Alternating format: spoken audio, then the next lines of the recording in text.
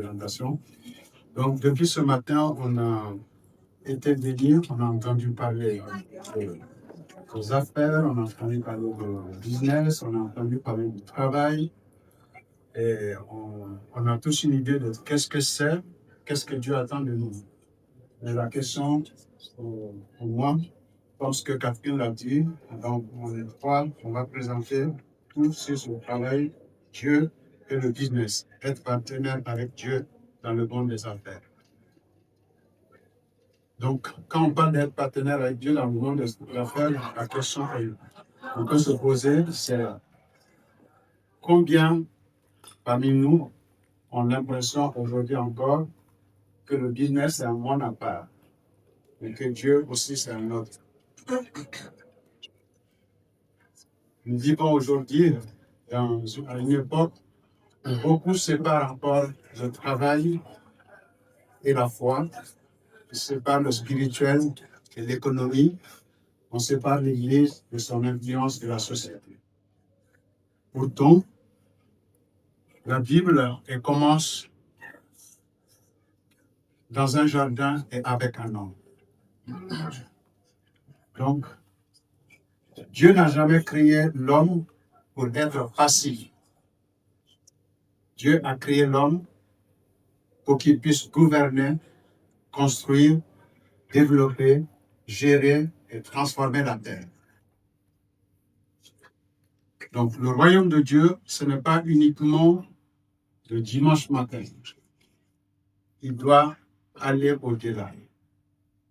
Il doit pénétrer les entreprises, pénétrer les finances, le monde des finances, pénétrer les familles, les systèmes et influencer les nations tout entières.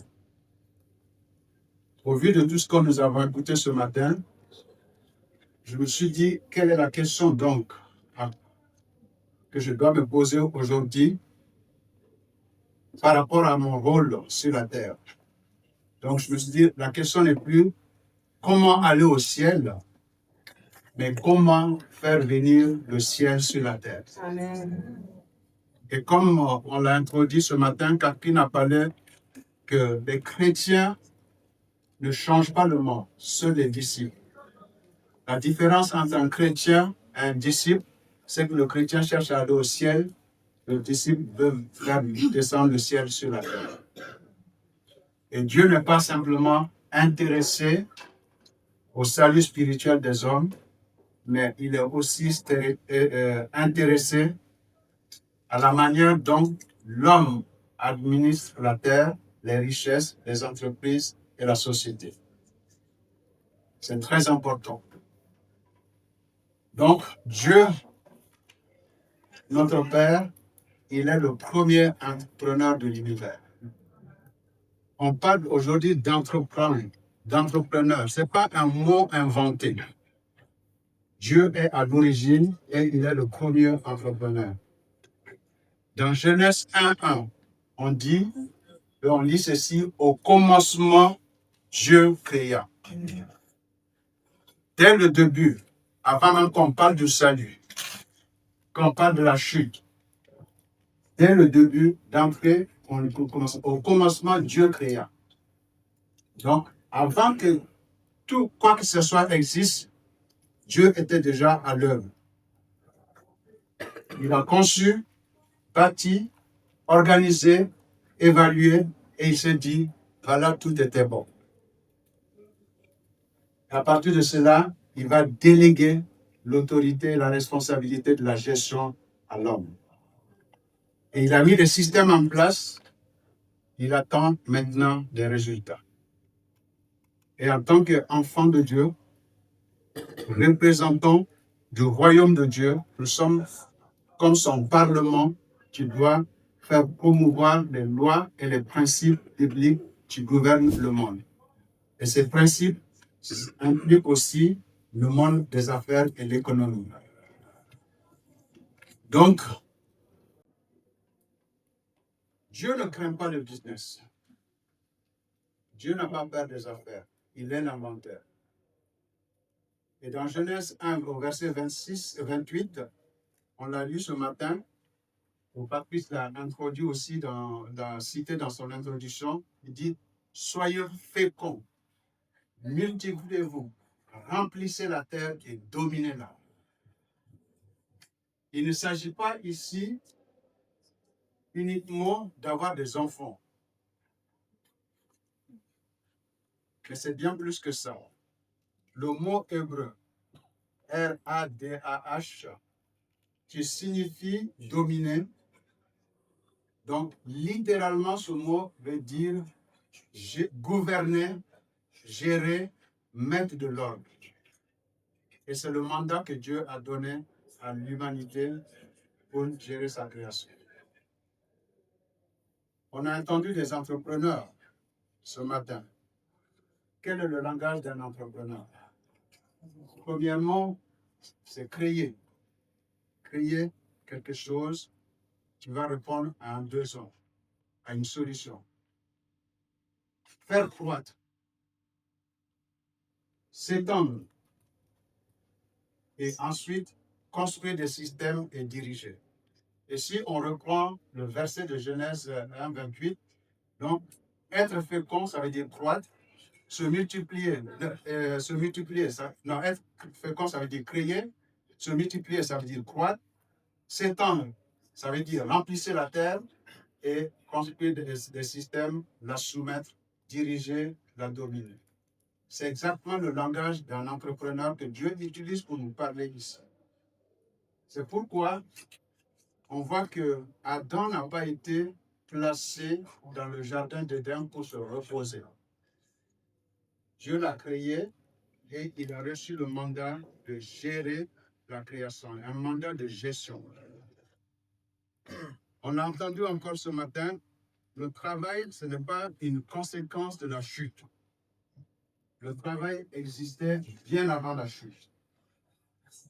J'aime beaucoup faire la liaison avec l'anglais. En anglais, le travail, on dit quoi? Work. Et quand on adore, on dit quoi? Worship. Work is the form of worship. C'est les mêmes racines. Le travail, c'est une forme d'adoration. Quand nous travaillons, nous sommes en train d'adorer Dieu. Et comme ce qu'on a entendu ce matin, où est-ce que nous passons le plus de temps de notre journée? Au travail. Si nous devons être des exemples, des témoins, où nous devons être le plus utile dans ça, c'est sur nos lieux de travail. Donc, l'importance du travail dans le cœur de Dieu pour vous. Donc, c'est pourquoi votre business n'est pas une distraction, mais c'est votre vocation.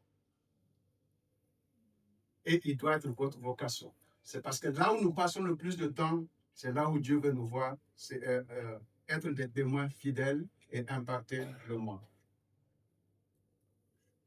Deuxième point, je vais aller un peu plus vite pour laisser le temps aux autres. Dieu est un bâtisseur. Il n'est pas seulement le sauveur. Dans Luc 2, 49, c'est Jésus qui parle. Il dit, je dois m'occuper des affaires de mon Père. Et lorsqu'il parle là, de s'occuper des affaires du Père, Jésus nous révèle quelque chose d'extraordinaire.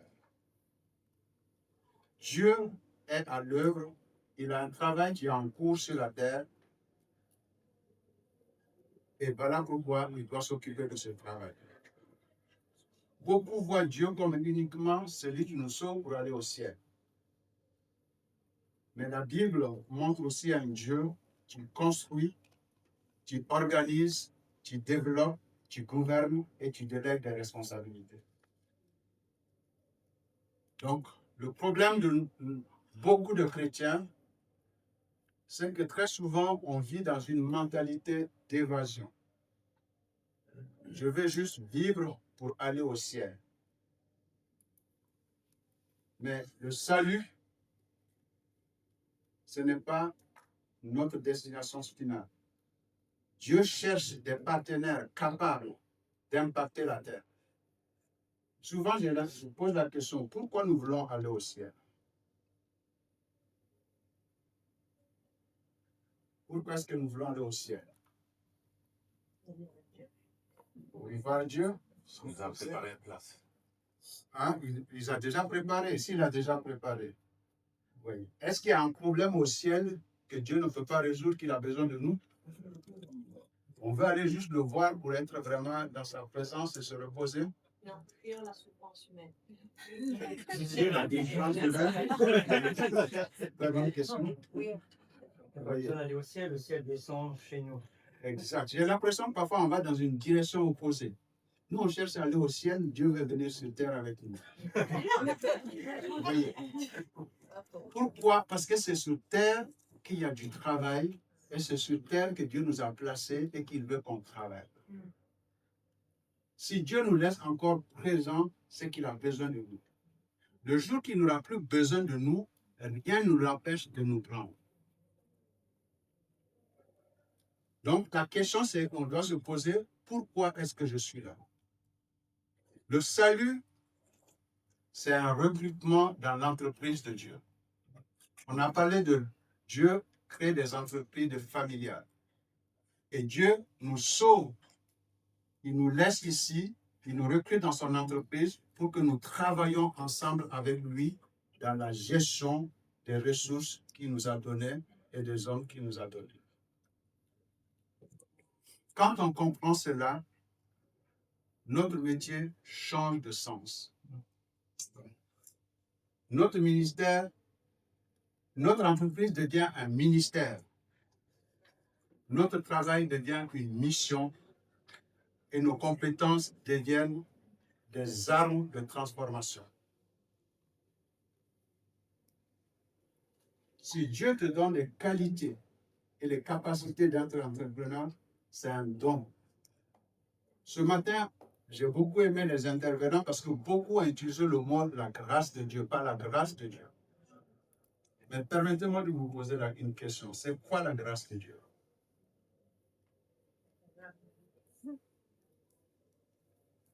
C'est quoi la grâce de Dieu? Ce n'est pas un principe abstrait. La grâce de Dieu, c'est une personnification. La grâce de Dieu, c'est l'Esprit de Dieu lui-même. C'est Dieu lui-même. Quand vous dites pas la grâce de Dieu, ça veut dire par l'aide du Saint-Esprit. Ce n'est pas un concept abstrait. Et c'est Dieu lui-même qui nous assiste personnellement. Il nous donne des dons et des principes, il veut qu'on les utilise. Donc c'est pourquoi quand on utilise ce mot, sachant qu'on dit par la grâce de Dieu, c'est grâce à l'Esprit de Dieu.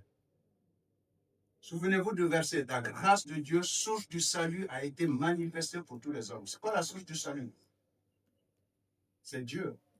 Donc c'est une personnification. C'est l'Esprit de Dieu. Donc, Dieu nous a sauvés, il s'est investi en nous et il attend de nous que nous puissions avancer avec lui. Donc, Dieu ne nous sauve pas seulement du monde, mais il nous envoie pour transformer le monde.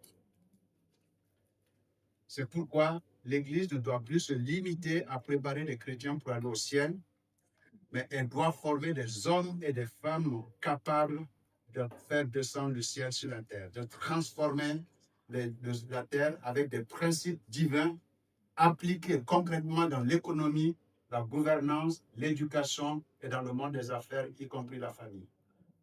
Dans les formations qu'on donne au niveau de GoLife, on parle des 5 sphères de gouvernement.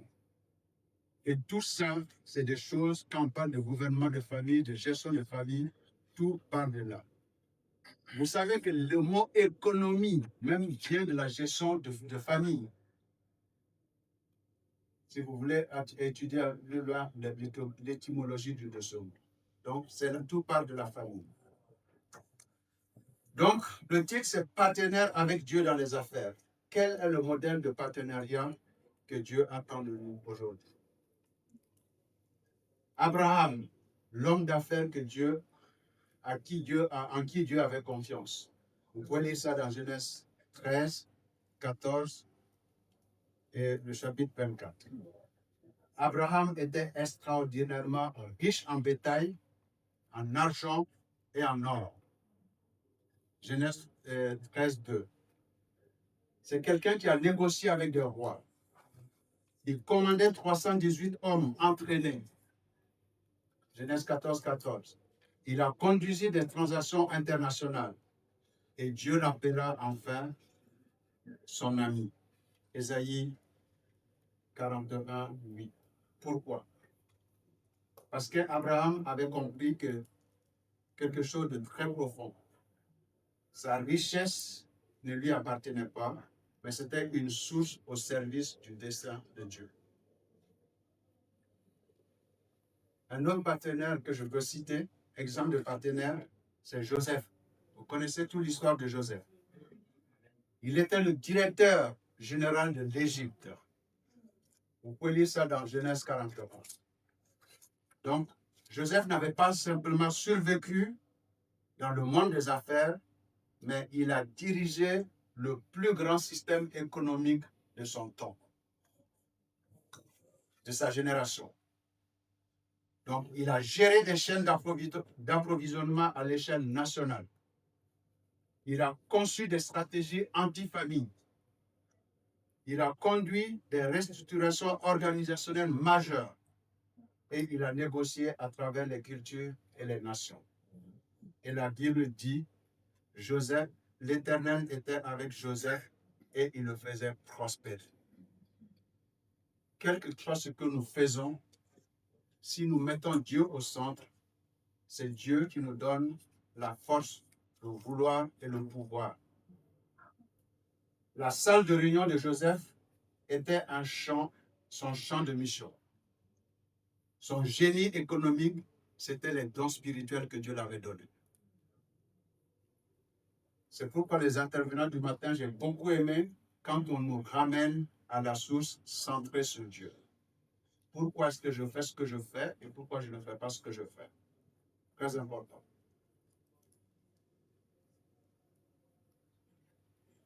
Principe suivant d'être partenaire avec Dieu, on peut aussi voir dans Deutéronome 18, Deutéronome 8, 18, où il est dit, souviens-toi de l'Éternel ton Dieu, c'est lui qui te donne la force de t'enrichir afin de confirmer son alliance.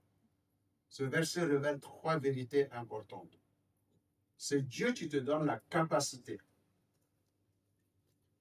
Vos talents, votre intelligence, vos relations, vos dons, c'est Dieu qui donne. Deuxièmement, pourquoi il le donne? Le but, c'est que cela puisse produire de la richesse. C'est pourquoi j'ai dit, il n'y a pas de honte pour un chrétien d'être riche. Si on sait qui est à l'origine et qui est à la base de cette richesse. Et pourquoi? Le troisième point, c'est pour cela, pour confirmer son alliance, parce qu'il a promis, il s'est engagé. Donc, votre prospérité est liée à l'agenda du royaume de Dieu. Amen. Tu peux dire le troisième point? Hein? Le troisième point. Le troisième point, c'est pour confirmer son alliance. Voilà. Donc, vous n'êtes pas simplement un homme d'affaires qui se trouve être chrétien, mais vous êtes un représentant du royaume de Dieu qui travaille dans le monde des business. Et ça change tout. Très important de comprendre ça et de pouvoir avancer pour être un bon partenaire avec Dieu. Être partenaire avec Dieu, ça ne veut pas dire être passif. Non. Très souvent, on connaît tous le verset de Proverbe 16, 3 à 9. On dit, recommande à l'Éternel tout ce que tu veux faire et tes projets aboutiront. Recommander ses œuvres à l'Éternel ne veut pas dire donner tout à Dieu et puis rester sans rien faire. Non. Cela signifie qu'il faut inviter Dieu dans la salle de stratégie. Quand nous prions, quand nous pensons de façon stratégique pour le développement, nous devons inviter Dieu dans cette salle de stratégie. Prendre des décisions selon des critères éternels, pas simplement financiers. Et se demander non seulement est-ce que c'est rentable, mais aussi est-ce que c'est juste ce que je fais. Voilà des principes, en plus de tout ce qui a été donné ce matin, qui peut nous aider vraiment à avancer. Vous savez, l'ennemi est tellement rusé, il connaît l'impact de ce que Dieu veut faire, à tel point qu'il cherche à écarter, à éloigner les chrétiens du monde des affaires et de leur influence. Pourquoi? Parce que l'économie influence les nations. Les entreprises basées avec des principes bibliques influencent les cultures. Et les finances influencent les prises de décision. Donc c'est pourquoi quand les enfants de Dieu délaissent ces espaces, d'autres vont l'occuper. D'où l'importance de revenir à la racine avec tous ces exemples qu'on a entendus depuis ce matin et de commencer à faire du business à la manière du royaume de Dieu et avec Dieu. Ton entreprise, on l'a déjà dit ce matin, je le répète, mais ça peut devenir un lieu de justice.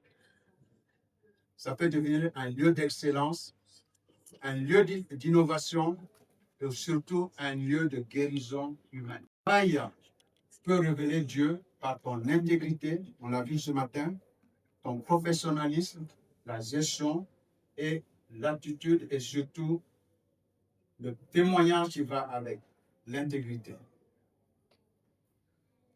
On l'a dit par notre papa ce matin, mais je le reprends aussi d'une autre forme. Le travail, ce n'est pas ce que te fait vivre.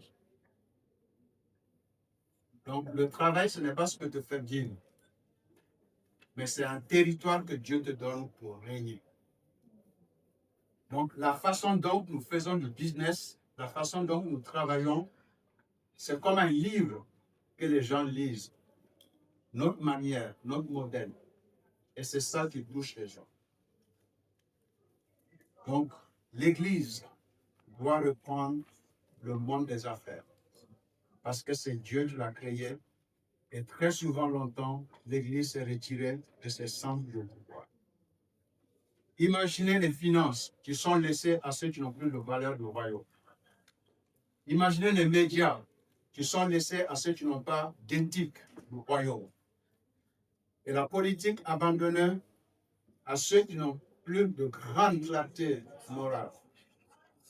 Et maintenant, la technologie qui est façonnée par ceux qui n'ont pas de compte à rendre à personne. Et pourtant, on l'a dit ce matin, je ne vais pas le répéter, c'est Matthieu 5, 13, nous sommes sel et lumière. Vous savez ce que c'est, doit faire le sel et ce que doit faire la lumière. En conclusion, Dieu vous a placé dans ce secteur d'activité, dans votre travail actuel, dans cette nation, en ce moment-ci précis de l'histoire, de façon intentionnelle. Et Dieu attend de chacun de nous. Votre entreprise, votre travail n'est pas seulement une entreprise ou un travail, c'est une plateforme. Vos richesses ne vous appartiennent pas seulement, ce sont des ressources que Dieu vous donne pour son royaume. Votre influence ne doit pas être simplement personnelle, mais c'est quelque chose qui doit comporter une responsabilité qui permet aux gens de pouvoir grandir. Cherchez premièrement le royaume de Dieu et sa justice, et tout le reste nous sera donné par-dessus. Chercher le royaume en premier ne signifie pas chercher à aller au ciel seulement, ou d'ignorer le business. Cela signifie faire des affaires comme Dieu le veut, comme le royaume de Dieu, comme un acte du royaume de Dieu. Donc aujourd'hui, je vous invite à prendre quelques décisions. Cessez de séparer le dimanche du lundi. Cessez de voir votre business comme quelque chose de séculier et vos prières comme quelque chose de sacré. Devant Dieu, ça n'existe pas. Commencez à demander à Dieu, comment veux-tu que j'utilise mon entreprise, mon travail? Donc, c'est ainsi que nous ferons revenir le royaume de Dieu sur la terre. Que ton règne vienne, que ta volonté soit faite comme sur la terre comme au ciel. Le monde n'attend pas une église cachée, il attend une église capable de contribuer et de diriger, de servir et de transformer le monde. Voilà ce que Dieu attend de nous et voilà ce que nous devons faire pour le royaume de Dieu sur terre. Je passe la parole pour mes collègues.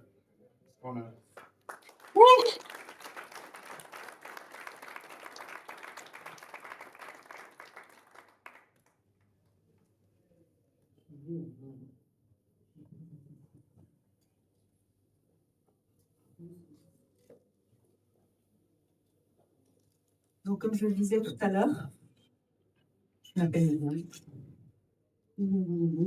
Et j'avais créé, c'est bon, j'ai créé mon entreprise. Et vraiment, cette approche de partenaire avec Dieu en affaires, bon, ça c'est une version antérieure, hein. C'est mon grand âge, c'est la version d'avant. Mais l'intérieur, c'est le même contenu.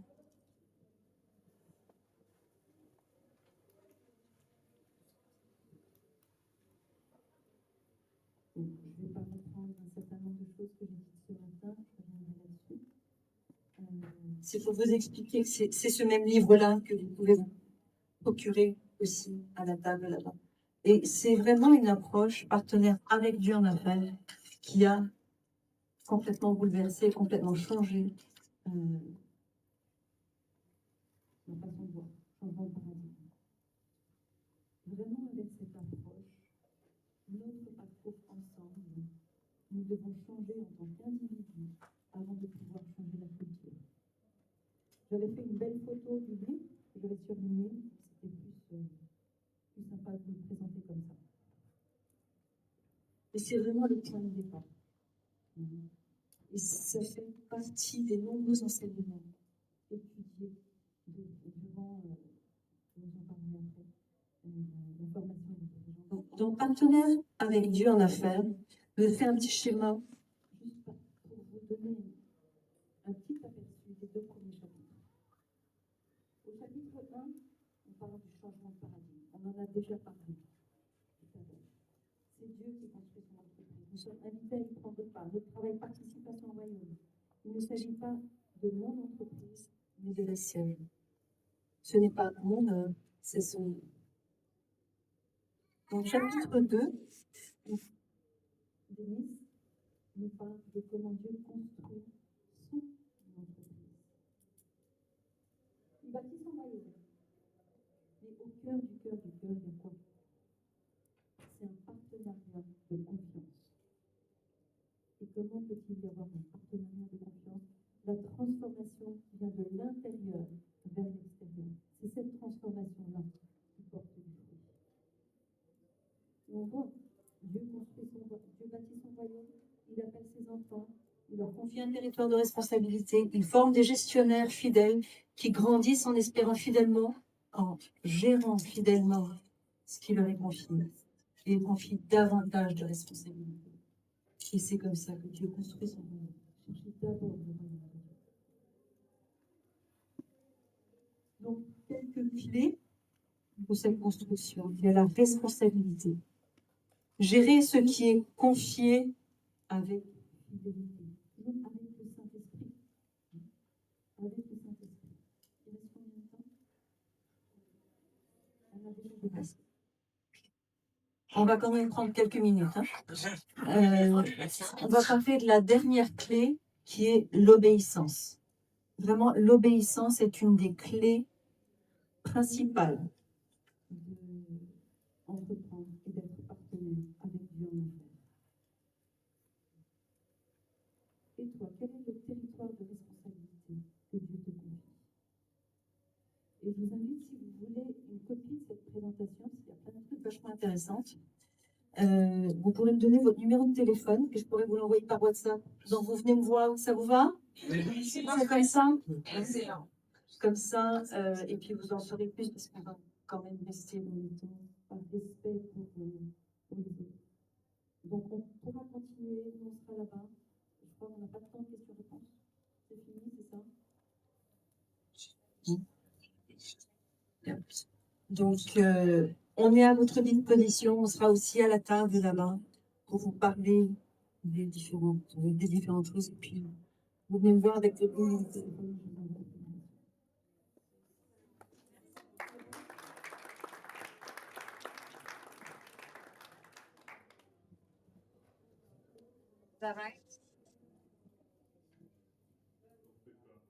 On peut continuer Comment ça se passe? Est-ce que vous avez des questions en attendant qu'on nous dise de nous taire?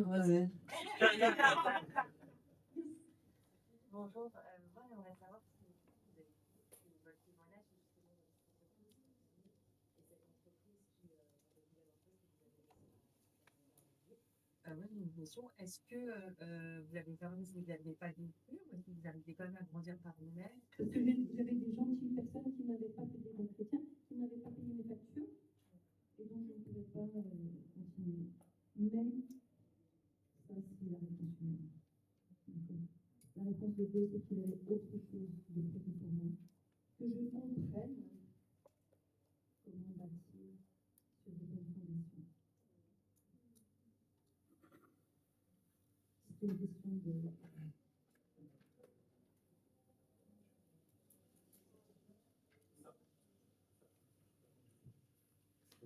Si j'ai bien compris, une grande partie de votre transformation vient de ce livre, des enseignements de ce livre, ensuite la formation à l'école de dirigeants.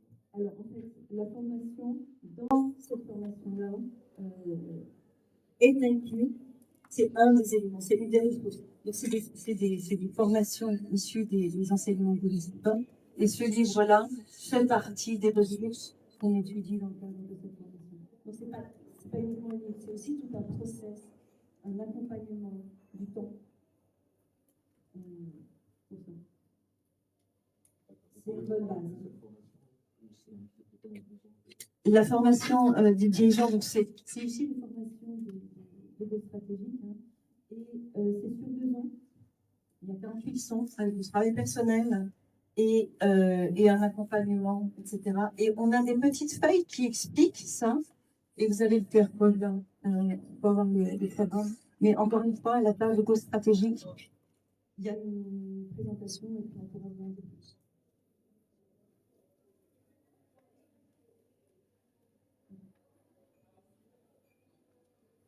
Bonjour. Salut. J'ai fondé une association. Il y a beaucoup de personnes qui mais dans les faits, j'entends pas les petites voix qui me disent à chaque décision.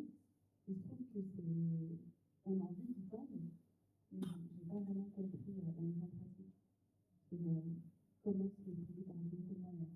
Et c'est faire nos voix, nos envies, parce que je donne ma vision, mais je ne sais pas comment faire avant de procéder à l'autre.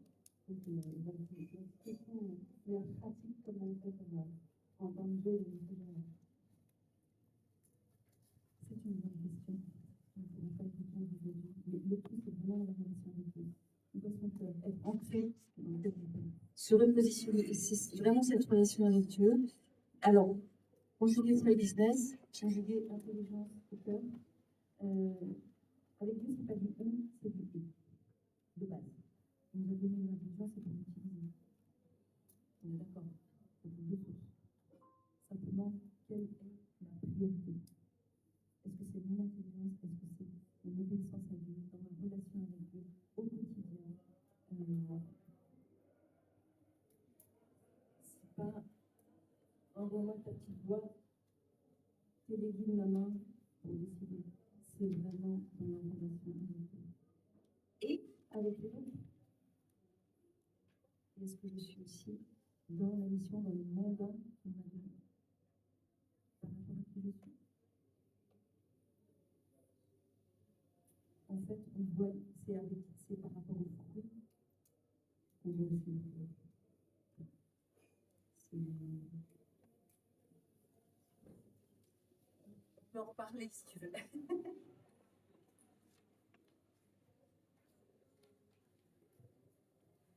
Quelqu'un nous dira quand on doit s'arrêter. Hein. En attendant, on continue. Bonjour. Alors, ma question, elle s'adresse aux travaux aussi. Je partage. Alors, c'est en rapport avec sa présentation, votre présentation. J'ai dit à un moment, c'est une phrase qui est revenue dans ma vie, dire que, en fait, notre travail, ce n'est pas le fait de vivre de ce que nous faisons, c'est un territoire que Dieu nous donne pour y réaliser son règne. Alors, nous venons, bien entendu, des horizons différents, des pays différents, des écosystèmes politiques, sociaux, économiques différents. Et dans certains contextes, il est facile d'appliquer cela, de dire je suis dans un système où j'impose le règne de Dieu. Et dans d'autres contextes, c'est un contexte de gens qui t'imposent des antivaleurs.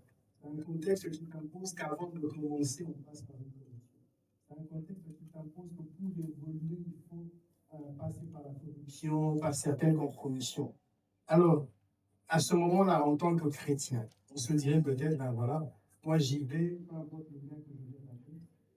Le travail serait peut-être considéré comme du sacrifice, mais n'oublions pas non plus que nous ne pouvons pas dissocier le travail de la révolution. Alors, dans un contexte pareil, quelle serait une attitude adéquate pour un chrétien, pour quelqu'un qui veut prospérer dans les affaires avec le Seigneur? Merci pour votre question. Je ne vais pas la répondre tout seul. J'ai des parents chevronnés qui connaissent le business, qui ont été là aussi comme orateurs et qui peuvent aussi intervenir pour répondre à cette question. L'ouvrier mérite son salaire. Ça, c'est un principe biblique. Quiconque travaille mérite son salaire. Si vous employez quelqu'un, il doit avoir son salaire. Et son salaire doit être juste, pas simplement le dominer aussi. Là, vous avez utilisé le mot imposer. Le règne de Dieu, c'est régner, dominer, ça ne veut pas dire imposer. C'est aussi amener des principes justes, droits, honnêtes, basés vraiment sur le principe de l'amour de Dieu. Donc, c'est dans ce sens-là que nous devons vraiment avancer. Et là où on est en tant que chrétien, on est représentant du royaume. Ça veut dire tout ce que je fais. Je dois me poser la question, quel est le but? Pourquoi je fais ce que je fais? Pourquoi je dois prendre telle position et pas telle position? Et pourquoi je dois accepter telle chose et pas telle chose? En aucun cas, nous devons nous compromettre pour plaire aux autres. Moi, je travaille en Suisse, je dis en Suisse, je connais des entreprises intergénérationnelles pour plusieurs générations où les gens ont légué à des enfants, à leurs petits-enfants. Et il y a eu des entreprises où il y avait un gros marché qui était lancé par l'État. Et cette entreprise chrétienne a participé à l'appel d'offres. À la fin, elle s'est retirée parce qu'ils voyaient que derrière, il y avait de la corruption. Sur le champ, peut-être qu'elle a perdu beaucoup d'argent parce qu'elle a raté le contrat. L'autre entreprise a pris et ils se sont retirés. Quelques mois plus tard, l'entreprise qui a eu le marché, elle s'est écroulée, elle s'est effondrée, ils ont eu plein de problèmes. Et pour finir, c'est lui qui n'avait pas et qui s'était retiré qu'on est allé chercher pour revenir prendre le travail. Et lui, quand il est arrivé, il dit, si vous me donnez le travail, voilà mes principes de travail. Si vous êtes d'accord, j'avance. Si vous n'êtes pas d'accord, je retire. Nous ne devons pas nous négocier sur la valeur de nos dons ou de notre entreprise. Si je dois faire un travail pour toi qui vaut 5 millions et tu me demandes si je dois construire un bâtiment ou une maison qui vaut 5 millions et il y a une certaine standing que je dois mettre, tu me demandes de diminuer, je diminue la qualité de ce que tu veux mettre dans ta maison. Dans ce cas, si tu avais prévu une piscine, j'enlève la piscine, j'enlève tel ou tel matériel que tu voulais ajouter, mais mon prix reste toujours le même. C'est un principe. Vous voyez. Donc, c'est encore une fois, notre papa nous a donné des exemples. Oui, il a refusé des corruptions. Il aurait dû payer ces gens-là, mais il ne l'a pas fait. Pourquoi? Parce que intérieurement, il n'était pas en paix. Et je vous ai parlé encore du Saint-Esprit. Tu es une personne, tu habites en nous. quand on parle de la grâce, on parle du Saint-Esprit, qui nous interpelle, qui nous parle à la fois intérieurement. Et qui, même dans notre conscience, est-ce que ce que je fais est juste? Est-ce que je suis à l'aise? Est-ce que je suis en paix avec ça? Est-ce que c'est en cohérence avec le royaume de Dieu? Ça, c'est des questions qu'on doit se poser. Pourquoi je fais ce que je fais et pourquoi je ne le fais pas? Quel est le principe? C'est très important en tant que chrétien.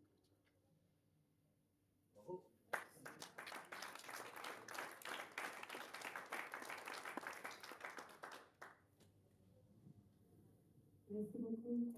C'est fini pour maintenant. Non. They're still going? Oh, wow. I'm gonna preach. I will actually say sorry, Barry, don't you mind?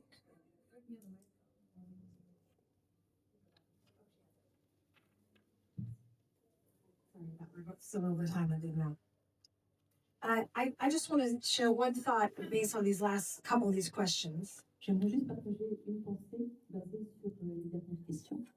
One of the big accusations in the world is now it seems the world says, well, don't push your Christianity on me. Une des choses qui se passe dans le monde aujourd'hui, ne projetez pas votre christianisme, votre façon d'être chrétien sur moi. And negative association with Christianity, or that doesn't belong here. Keep your religion separate. Ou cette approche négative où le côté chrétien, la religion, c'est pas ici, gardons-le séparé. But anyone in business or government or any part of life understands that that's impossible. Mais tout le monde dans le business, dans la famille, dans le gouvernement, comprend que ce n'est pas possible. It is our worldview and our values that determine how we function. C'est notre vision du monde et nos valeurs qui déterminent la façon dont nous fonctionnons. Every business has a value system that runs underneath it. Every government, the same.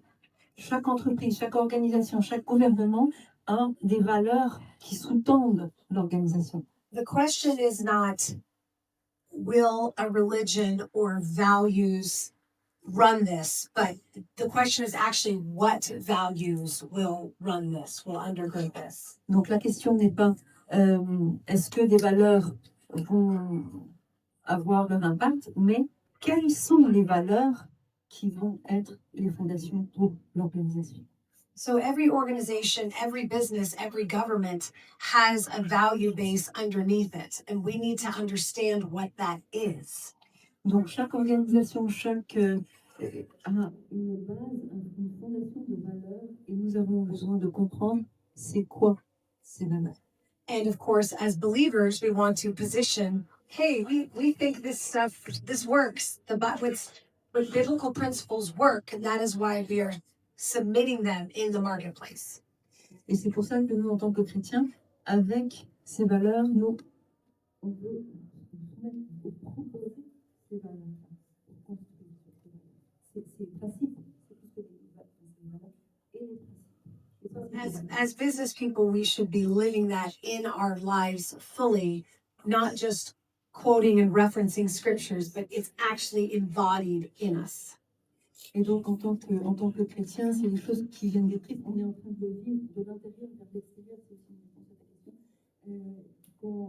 Et c'est pour ça qu'on vit ces valeurs. On n'a pas besoin de se poser la question à chaque fois, c'est quoi? On n'a pas besoin de dire tel verset, c'est qu'on le vit du plus profond de nous-mêmes. Because, there are many people in the world who don't even understand the humanistic ideas that are running them. Parce qu'il y a beaucoup de personnes dans le monde qui ne comprennent même pas toutes ces réflexions, toutes ces pensées humanistes qui les gouvernent en fait finalement. As Michael was sharing this morning, we would need to ask the right questions to help everyone understand where they're actually coming from. C'est pour ça, comme disait Gaël ce matin, on a besoin d'entendre et de poser les bonnes questions, d'entendre les bonnes questions pour vraiment savoir d'où vient la personne, pour pouvoir comprendre quelles sont ses fondations. And that is why it's so important to understand the principles that run throughout the scripture and have this paradigm shift.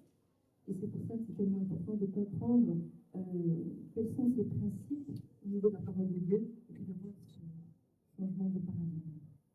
And I'm sorry Miriam's presentation got cut short, but I know you said we'll be able to send out the PowerPoint. Désolée que ma présentation a été coupée, mais ceux qui veulent, hein, vous venez me voir et puis je vous envoie un petit WhatsApp. Je l'ai dans mon téléphone, donc ça sera très facile. Voilà. Yes, I can connect with her at the table. And then we do have, like I said, we only touched a few ideas here, but if you go to our free resource page, there's YouVersion plans, devotionals, YouTube channel that will get into a lot of this further. Et donc, on a juste effleuré quelques questions, mais à la table stratégique là-bas, il y a des QR codes. Il y a des QR codes que vous pouvez scanner et avoir accès à des ressources offertes. Je ne dis pas gratuites parce que ce n'est pas gratuit, je dis offertes. À des ressources offertes et puis aussi à des applis, YouVersion, etc. Donc, à la table, on va parler pour pouvoir aller un peu plus loin. And my last encouragement just is that each of you are a missionary wherever the Lord has sent you. Et ma dernière pensée, c'est que chacun d'entre nous, d'entre vous, vous êtes missionnaire là où Dieu vous a placé, mandaté. You individually will reach people that I will never reach. Vous, individuellement, vous allez pouvoir atteindre des personnes que elle, ni moi, ne pourront atteindre. She's going to reach different people than me because of where she's placed. Elle va atteindre des personnes différentes de moi, de toi, tout simplement par rapport à la positionner. Facile. And we are needed in all of the areas we are planted. So don't miss your opportunity wherever you're working, whether it's McDonald's or Citicorp. et vraiment, Dieu nous utilise là où on nous place, où que l'on travaille, que ce soit chez McDo, que ce soit chez Citicorp. Dieu nous utilise là où on nous place. Merci beaucoup. Merci.